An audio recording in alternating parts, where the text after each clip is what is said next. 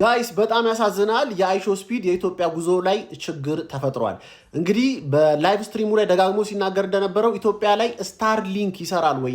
ስለ አይሾ ስፒድ ምንም ላለማለት በጣም ጥሪ ያለው ዩ ሃቭ ኖ አይዲያ። በጣም ነው የጣርኩት።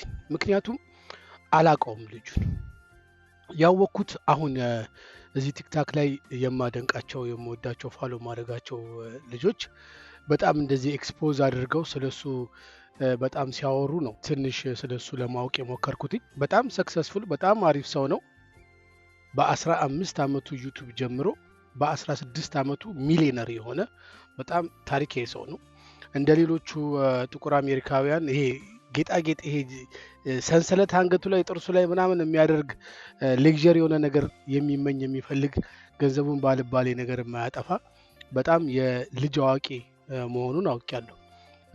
የሰራው ስራ ግን ያን ያህል ለዓለም የሚጠቅም ነገር ወይም ደግሞ ለህዝብ የሚጠቅም ነገር ብዙ አላየውም። ሊኖር ይችላል፣ ግን ኢትዮጵያ ውስጥ መምጣቱ ለቱሪዝም ለምናምን ኢትዮጵያን የማስተዋወቅ የምናምኑ ከዛ በኋላ የቱሪዝም መስህብ ይሆናል ምናምን የሚሉ ከዛ ሐሳብ ተነስተው ብዙ ስለዚህ ልጅ ያወሩ ሰዎች ያላችሁ። ከዛ ደግሞ ይመጣ ነው አይመጣም ቀረ መጣ ሄደ ምናምን በጣም በቃ ክርስቶስ እንደሚመጣ አይነት ነገር ነው በጣም ኤክስፖዝ የሆነውና ግዴታ የራሴን አስተያየት መስጠት አለብኝ። አይሾ ስፒድ ወደ ኢትዮጵያ ቢመጣ አሁን እኛ ባለንበት ሁኔታ ከጥቅሙ ይልቅ ጉዳቱ ያመዝናል ብዬ አስባለሁ። ምክንያቱም በመጀመሪያ ኢትዮጵያን ከዓለም ካርታ ላይ የማያቅ ካለ ድንቁርና ድድብና ነው እንጂ የዓለም ካርታ እንደዚህ ተቀምጦ ኢትዮጵያን አለማየት አይቻልም።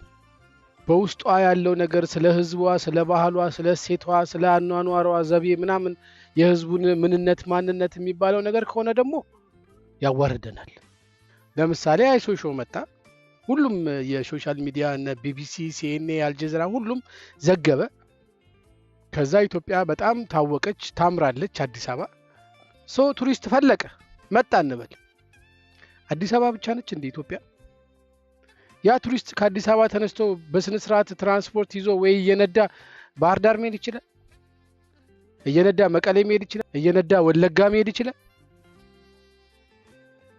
ምኑ ነው ጥቅሙ? የታያችሁ ጥቅም ምን ላይ ነው? መጀመሪያ መሰራት ያለበት ነገር የለም ወይ? ለምንድን ነው ስሜታዊ የምትሆኑት? አንድነታችን ላይ ሰላማችን ላይ መሰራት የለበትም ወይ? this is my concernation። እና አንዳንዴ ያኛውንም ሳይድ እያየን ብናወራ ጥሩ ነው። ባይመጣ ደስ ይለኛል።